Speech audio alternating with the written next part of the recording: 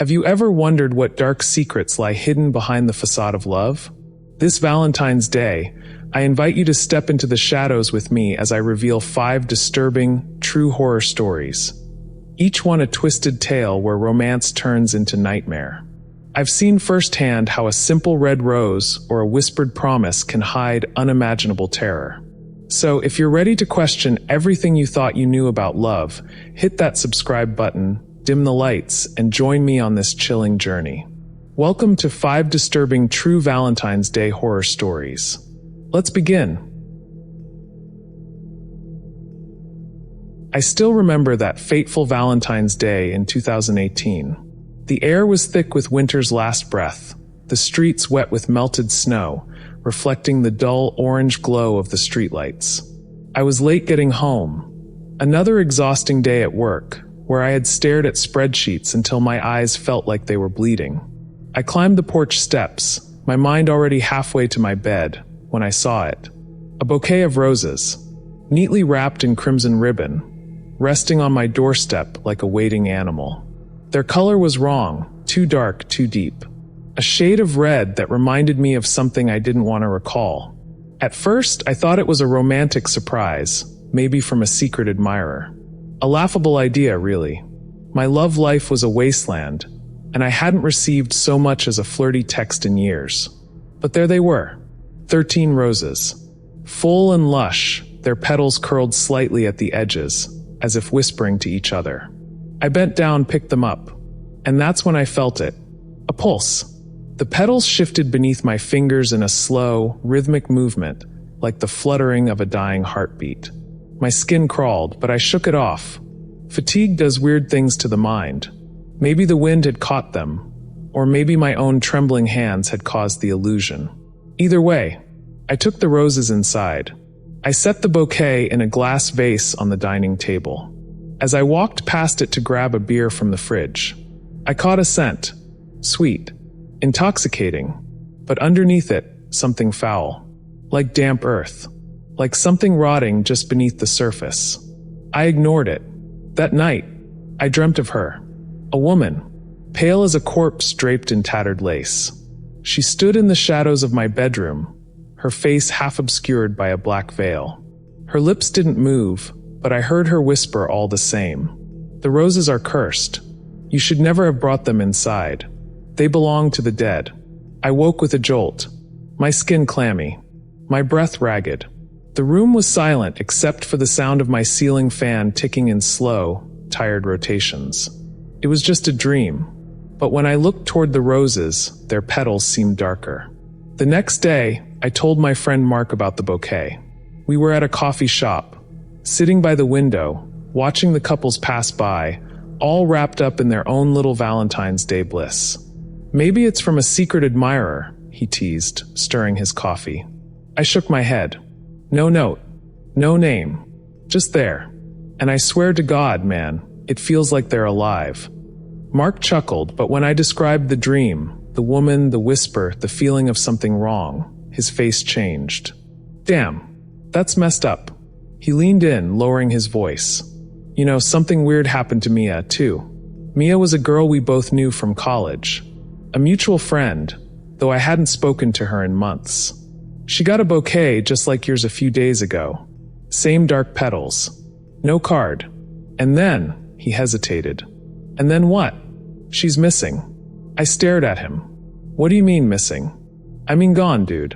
No one's seen her since Monday. Her phone's off. Her apartment's locked up. The cops are looking into it, but there's nothing." A cold sweat prickled my skin. I should have thrown the roses away right then. Should have taken them outside, set them on fire, scattered their ashes in the wind. But I didn't.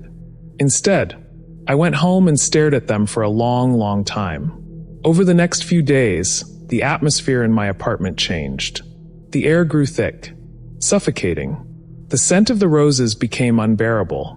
What once smelled like perfume now stank of decay. The dreams got worse. The pale woman appeared every night, closer each time. Her whispers turned into pleas. "Burn them before it's too late." And then one night she lifted her veil. Her face, God, her face, was sunken and hollow, her eyes like two black pits, stretching far too wide, as if something deep inside her was peering out at me. They took me. They will take you too. I woke up screaming. The roses sat on the table, watching. That was the night I finally decided to act. I grabbed the bouquet and drove out to an empty lot on the outskirts of town, far from the streetlights, far from anything alive. I doused the roses in lighter fluid, flicked my Zippo, and dropped it onto the petals. For a moment, nothing happened. Then, the flames exploded, twisting upward in an unnatural spiral. A sound tore through the night. A scream. High-pitched. Agonized. Echoing through the darkness. I stumbled back, my heart pounding. The fire burned too fast. The roses curled into ash in seconds. And then, silence. The air grew still. The oppressive weight in my chest lifted, just a little. I drove home exhausted, my hands shaking on the wheel. That night, I slept dreamlessly for the first time in days. But it wasn't over. The next morning, I woke to find something waiting for me on my doorstep. A single crimson rose. Its petals were still damp, and when I bent down to touch it, I felt it again. That pulse. A slow, rhythmic beat, like a whisper from beyond. I left it there, walked away. A week later, another missing person report made the news. Mia was never found. Neither was Mark. And as for me, the dried petals of those cursed roses still sit in a darkened glass vase on my mantle. I've tried throwing them away, burying them, even burning them again. But every time I turn my back, they return. And sometimes, when the room is quiet and the night stretches long, I swear I hear it, that soft rhythmic heartbeat, waiting, watching, calling me back. Valentine's Day, 2019. A day that should have been just another lonely evening. No grand plans, no flowers waiting at my door. Just me and the quiet hum of my apartment. But that night was different. When I got home from work, I found something waiting for me. A red envelope. It lay neatly on my desk, as if someone had carefully placed it there. My heart gave a small, uneasy thump. I hadn't given anyone my address. The envelope was simple. Handmade. A hand-drawn heart sketched in black ink at the center. No name. No sender. Curious. I opened it. Inside was a single card. The paper was thick, slightly yellowed with age. And the message. My breath caught in my throat. It wasn't a love letter. It wasn't a confession. It was something much worse. A note written in an elegant, flowing script. Describing me. Details only I should have known. My childhood memories. My hidden insecurities. The thoughts I never spoke aloud. The loneliness I kept buried beneath forced smiles and empty conversations. I stared at the words, feeling exposed. Vulnerable. And then a line at the very bottom made my blood run cold. I know you better than you know yourself. And I'm closer than you think. A soft knock sounded at my door. I spun around. Silence. My pulse pounded in my ears. I rushed to the door, hesitated, then yanked it open. Nothing. The hallway was empty. Just the flickering overhead light and the distant sound of a baby crying in one of the neighboring apartments. I stepped back inside, shutting the door firmly. The card lay open on my desk, waiting. Watching. I couldn't shake the feeling that I was being watched. As the evening deepened, an unsettling tension filled my apartment. The walls felt closer, the air heavier. And then, I heard it. Soft footsteps. Slow. Deliberate. Right outside my door. I froze. Someone was there. I strained my ears, trying to convince myself it was just a neighbor coming home late. But then came something else. A voice. Low. Hushed. Humming a lullaby. The melody slithered through the cracks of my door like a cold breath against my skin. I backed away, my chest tightening. And then silence. The humming stopped. The footsteps faded down the hall. I didn't sleep that night. Not really. Every time my eyes slipped shut, I jolted awake, feeling like something was standing just beyond my vision. Watching. Waiting. At some point, exhaustion pulled me under. And that's when I saw him, a shadow at the foot of my bed. Tall, motionless. The darkness around him felt thicker than the rest of the room, like he was pulling the night into himself. I couldn't see his face, but I felt his stare, a deep, consuming weight pressing against my chest. My body refused to move. My breath came in shallow gasps. And then he whispered, "Love can be a curse." His voice slid through the air like a knife through silk. And just like that, I could breathe again. I shot up, scrambling for the lamp on my nightstand, my fingers shaking as they found the switch. Light flooded the room. Nothing was there. Just my empty bedroom. Just my racing heart. But the air felt wrong. Charged. Like someone had just left. I turned to the desk. The red envelope was gone. In its place was a new card. I hesitated, then picked it up. This time the message was short. "You can't get rid of me." I tried to throw it away. I tore it into pieces, dumped it in the trash, and took the bag outside to the dumpster. I even watched as the garbage truck came the next morning, crushing it under tons of waste. But when I returned home, the card was back, sitting on my desk, untouched, perfect. A new message scrawled beneath the old one. "Try again." Panic clawed at my throat. I tried burning it, held a match to the edge of the card, watching as the flame licked at the paper, and went out. No smoke, no ash, like fire refused to touch it. That night, the whispers returned. A knock at my door. The lullaby. The heavy silence pressing against my apartment like an unseen presence was leaning in. And then a new card appeared. This time, the words were smeared in red. "Your time is running out." Desperate, I started digging for answers. I scoured the internet. Local ghost stories. Urban legends. Anything that could explain what was happening to me. And then I found it. A local legend. 1896. A man named Jonathan Redding fell in love with a woman who never loved him back. On Valentine's Day, he waited for her at their usual meeting spot, a small cafe in town. He had written her a letter, a final plea. She never showed.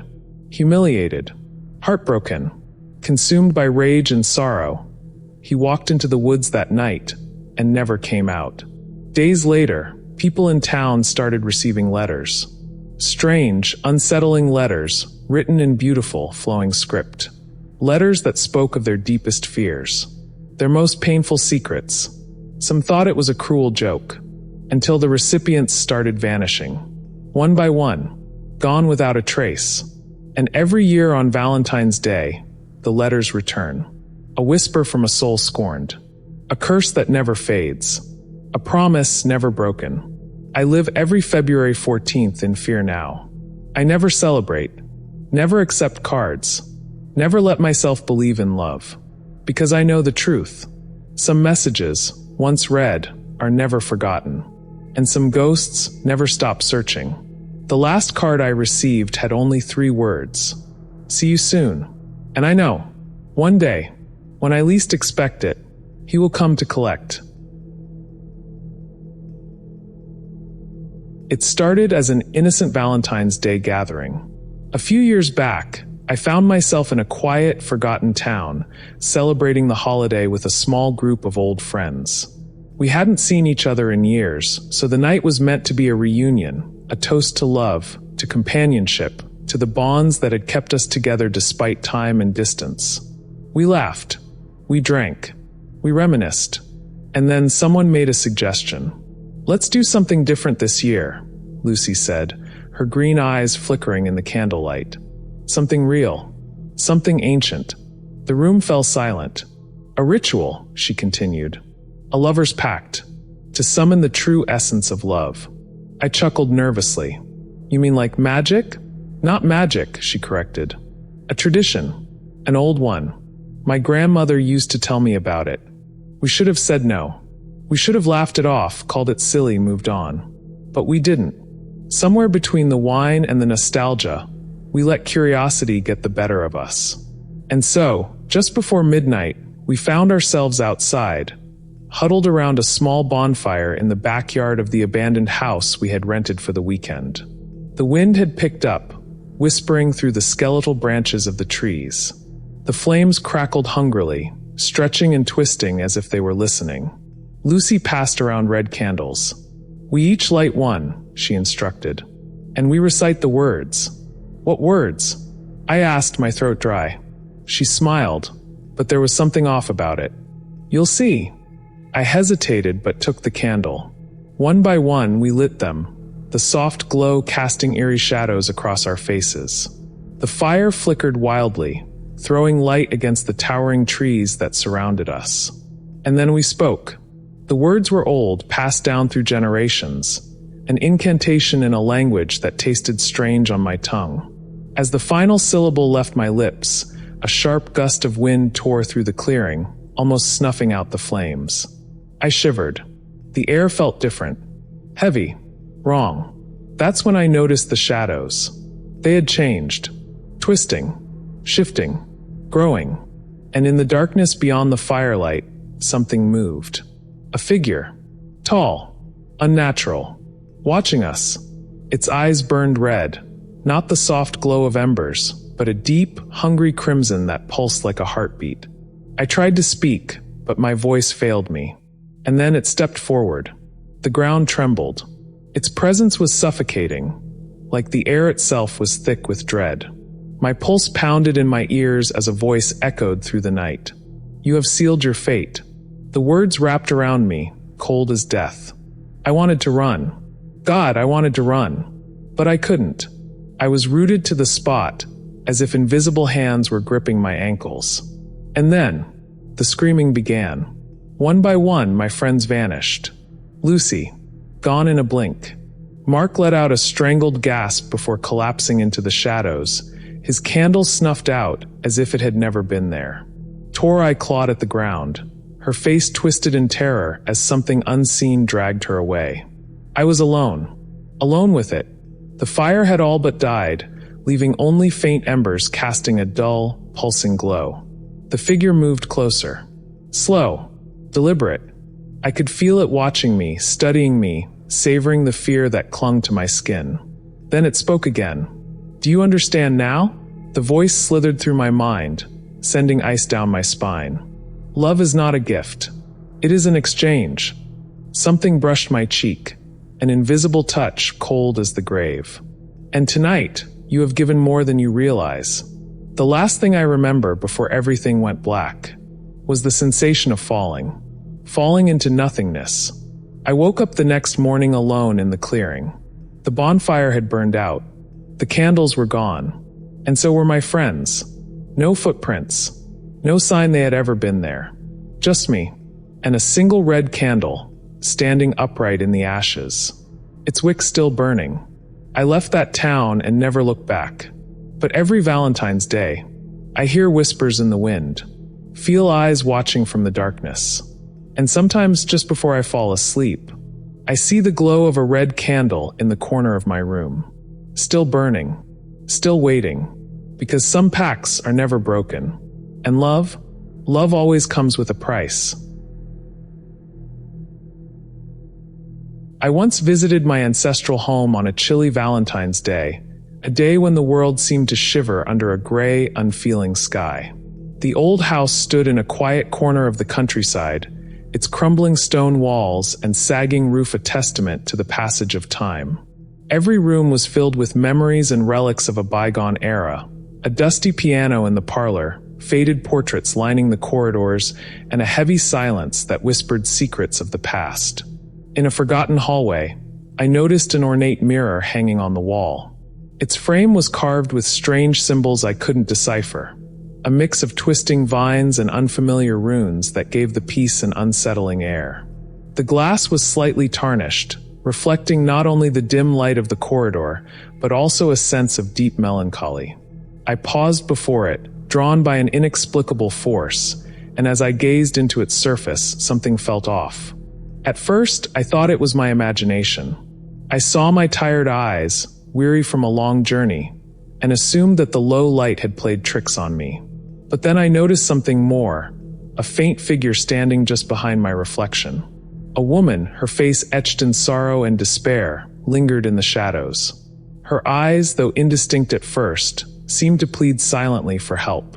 Over the next few days, as I roamed the creaking halls of the ancestral home, I found myself passing that mirror repeatedly. Each time, the woman's image grew clearer. Her eyes, now unmistakably filled with anguish, looked right through the glass as if begging me to acknowledge her presence. The loneliness of the house suddenly felt even deeper, as if the air itself was heavy with grief. Unable to ignore her silent call any longer, one quiet afternoon I sat before the mirror and spoke softly. "Who are you? What do you want from me?" For a long moment, there was nothing but the sound of my own voice echoing in the empty hall. Then, almost imperceptibly, I heard a voice, a whisper barely above the hiss of the wind outside. The voice told a tragic tale of forbidden love and betrayal. It was the story of a woman left at the altar on a Valentine's Day long ago, a day meant for love that instead marked the end of her happiness. Her heart had been broken so severely that her spirit was doomed to wander, bound to the mirror by the pain of a love unfulfilled. That night, I awoke to a new terror. I found the mirror had inexplicably moved from the dusty hallway into my bedroom. In the dim light cast by the moon through the window, I saw her again. The ghostly woman standing at the foot of my bed, her sorrow as palpable as the chill in the air. I lay frozen, her mournful eyes locked onto mine, and the oppressive grief in the room threatened to overwhelm me. In the following days, inexplicable events continued. The mirror would appear in places where it logically should not be. On the dining table during breakfast, in the hallway near the stairs, and even in the attic among old trunks and forgotten letters. Every time, I saw that same ghostly face, her eyes filled with a deep, unspoken plea. At first, I tried to dismiss these occurrences as tricks of the light or my own overactive imagination, but the evidence was undeniable. Driven by a growing need to understand, I began exploring the history of my ancestral home. In a dusty drawer in the study, I uncovered an old diary belonging to a long-forgotten relative. The brittle pages detailed a story of tragic romance and betrayal. It told of a beautiful young woman who had been forced into a loveless marriage by family duty. On a fateful Valentine's Day, she waited at the altar for the man she truly loved, only to watch him vanish into the night with another. The heartbreak was so profound that her spirit never found rest, and she became intertwined with a mirror, an heirloom passed down through generations, that now served as the vessel for her eternal sorrow. Armed with this terrible knowledge, I tried to rid the house of the cursed mirror. I attempted to move it to a locked room, then even considered breaking it, but each time I left the mirror alone, it found its way back to me. One stormy night, when thunder roared like the cries of the damned and lightning split the sky, I resolved to burn it. I carried the mirror into the fireplace, setting it ablaze in the flickering light of the flames. For a moment, the fire danced along the ornate carvings, and I thought I might be free. But then, emerging from the swirling heat, the ghost appeared before me, more vivid than ever. Her eyes, full of sorrow and longing, stared right into mine as if pleading for salvation. The flames sputtered, as though smothered by an unseen hand, and the mirror's surface remained unscathed. I was left standing in the cold glow of the fire, terror and pity mingling in my heart. That night, I dreamt of the ghost. In the dream, she led me through secret corridors of the house, showing me hidden rooms and long-forgotten secrets. She revealed how she had been forced to surrender her true love, how betrayal had shattered her heart on that very day, and how every Valentine's Day since then, her spirit had wandered, desperate to reclaim the love that was stolen from her. I awoke in a cold sweat, the echo of her whispered thanks lingering in my ears. I realized then that her spirit was as much a prisoner of her own memories as she was of the mirror. As the days turned into weeks, her presence grew more insistent. At night, I could hear her soft weeping, a sound that seemed to seep through the very walls of the old home. In every reflective surface, windows, polished tables, even small trinkets, I caught glimpses of her sorrowful face. I began to understand that the mirror was not merely a cursed object, but a portal for a broken soul, a remnant of love lost and promises unfulfilled. Desperate for help, I reached out to a local paranormal investigator. Together, we set up cameras and recorders around the mirror, determined to capture proof of the supernatural. That night, as I slept fitfully, the footage revealed something chilling. The mirror's surface rippled as if stirred by an unseen breeze, and the ghostly woman emerged fully, reaching out with trembling hands as if trying to bridge the gap between the living and the dead. Her eyes, heavy with centuries of sorrow, met the camera's gaze and sent shivers down my spine. Realizing that her story was intertwined with my family's dark past, I felt both terror and pity. I could no longer view the mirror as a mere object. It was a vessel carrying the weight of heartbreak and endless regret. On the next Valentine's Day, the anniversary of her own broken heart, I stood before the mirror one final time. With a voice full of trembling compassion, I said, "I know your pain. I see the love you lost. Please let go." For a long moment, the air seemed to hold its breath. Then the surface of the mirror began to ripple like disturbed water, and slowly, her figure faded away. In her final moment, her lips moved almost imperceptibly, whispering a single word, "Thank you."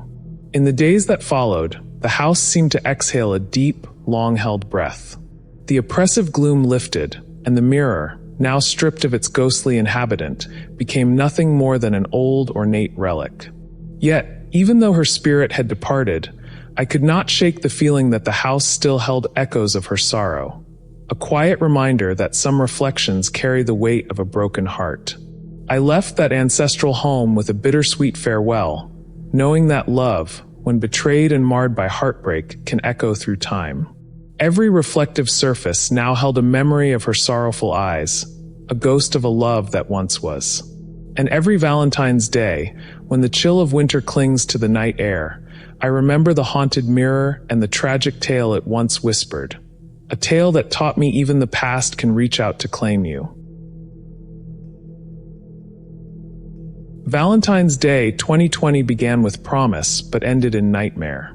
I received an invitation to an exclusive gala at a decaying mansion on the outskirts of town, a place that, despite its grandeur in another time, now whispered secrets of decay and despair. I remember stepping up to its heavy, creaking doors, feeling as if I were entering a realm where beauty and horror intertwined. The mansion's facade still hinted at old-world elegance, but the peeling paint, broken gargoyles, and overgrown ivy betrayed its long fall from grace. Inside, the entrance hall stretched out in a long corridor with a floor of cracked marble. Portraits of stern ancestors lined the walls, their painted eyes seeming to follow my every step. I couldn't help but feel as though I had walked into a living memory of sorrow. The main ballroom, where the gala was held, was both captivating and unnerving. Dull, flickering chandeliers hung from a high ceiling, casting jittery shadows that danced on the faded wallpaper. Guests milled about in formal attire, their smiles unnervingly fixed and their eyes strangely hollow. Their expressions gave nothing away, almost as if they were masks hiding something deeper and far darker. I joined the crowd, trying to find comfort in polite conversation, though every laugh felt forced and every smile too rehearsed. As the evening wore on, the talk turned from light banter to murmurs about love and loss. It was a night meant to celebrate love, yet beneath the surface, there was a palpable tension. At first, I attributed that to the mansion's eerie atmosphere. But as midnight approached, an unsettling energy began to seep into every corner of the room. When the clock finally struck midnight, the lights began to flicker, and a deep, resonant voice filled the space. A voice that was not part of any song or toast. It was a sound that seemed to come from everywhere and nowhere at once, commanding silence and attention. The guests paused, their eyes glazing over as if they were entranced. I felt a strange pull, as if that voice was calling me somewhere specific. Unable to resist, I slipped away from the group and wandered into one of the many dark corridors of the mansion. The walls, lined with more portraits and relics, seemed to close in around me. I turned a corner and noticed a large, ornate mirror leaning against the wall. Its surface was dull and misted over, but behind it, I sensed a narrow opening, a hidden passage. My heart pounded as I pressed on, drawn by the force of that mysterious voice. I found a narrow staircase descending into darkness behind the mirror. The steps were steep, and the air grew colder with each step I took. At the bottom, I discovered a secret chamber lit only by the weak glow of flickering candles. The smell of burning incense mixed with something metallic and raw, sending shivers down my spine. In the center of the room was a makeshift altar, crudely constructed from old wood and draped in dark cloth. Gathered around the altar was a small group of people. Their faces were hidden in shadows, and their voices blended into a low, rhythmic chant. They were performing a ritual that was unlike any celebration of love I had ever seen.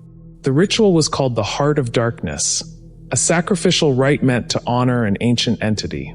According to hushed whispers I later pieced together, these people believed that only by offering the pure essence of love could they appease this entity and gain its favor. On the altar lay a heart-shaped locket, its surface gleaming strangely under the candlelight despite the thick layer of dust that covered everything else in the room. The locket was the focal point of their ceremony. One of the robed figures, a tall woman with piercing eyes, stepped forward and began tracing symbols on the locket's surface with a ritual dagger. Her actions were slow and deliberate, as if every move was steeped in centuries of dark tradition. I hid behind a tattered curtain, watching in horror as the group prepared to make their sacrifice. They planned to offer up the blood of a willing devotee, believing that this act would channel the true, raw emotion of love to the ancient power. The room seemed to grow even colder, and the oppressive pull of something otherworldly pressed in on me. I felt as though I was witnessing not just a ritual, but a portal into a realm where love was twisted into a force of darkness. Panic surged through me as I realized the gravity of the situation. I had stumbled into something I never could have imagined, a secret society willing to sacrifice human emotion for forbidden power. The chanting grew louder, and I felt the walls of the chamber closing in, as if the mansion itself were alive and eager to swallow me whole. Desperate to escape, I turned and ran back up the narrow staircase. The sound of my frantic footsteps echoed off the stone walls as I scrambled to retrace my steps through the hidden passage. Behind me, I could faintly hear the cultists' voices merging into a single eerie chorus, their words lost in the distance but their intent clear. They would not let their sacrifice go unfulfilled. The corridors of the mansion seemed to shift and change as I fled. Every corner turned revealed more decay and desolation, a stark contrast to the ostentatious promise of the gala. I heard the deep, resonant voice again, not from a single source, but as if the very air was speaking to me in a language of despair. The oppressive presence, like a living shadow, clung to me with every step. After what felt like hours of running through twisting hallways, I finally burst through a door into the cold night air. The mansion loomed behind me, its silhouette dark against the moonlit sky, a constant reminder of the horror I had narrowly escaped. I didn't stop running until I reached my car, my heart hammering and my mind racing with images of that cursed altar and the terrible locket. In the weeks that followed, I struggled to shake the memory of that night. Every Valentine's Day, I found myself reliving the terror, haunted by the echoes of that ancient chant and the sorrowful eyes of the masked figures. The image of the heart-shaped locket burned in my mind, a symbol of how the purest emotion could be twisted into something monstrous. I eventually learned more about the mansion's dark past from local historians and whispered legends. The building had once belonged to a wealthy family rumored to dabble in occult practices. Over time, their obsession with forbidden love and dark rituals had corrupted their legacy, leaving behind only a trail of mystery and despair. It seemed that on that fateful Valentine's Day, the old ghosts of the mansion had finally stirred, calling out to those desperate enough to seek the forbidden. Now, I share this story as a warning. Sometimes, the most elaborate celebrations hide the darkest secrets, and the pursuit of a forbidden passion can lead you straight into the arms of horror. The night of that last Valentine's Day was meant to celebrate love, but instead, it opened a door to something ancient and cruel. Love, when twisted and manipulated, can become a tool of unimaginable terror. Every time I hear the soft whisper of wind on a cold February night, or catch a glimpse of a shadow that seems too deliberate to be random, I am reminded of that night in the decaying mansion.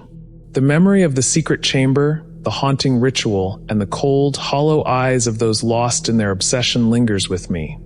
A constant reminder that some doors, once opened, can never be fully closed.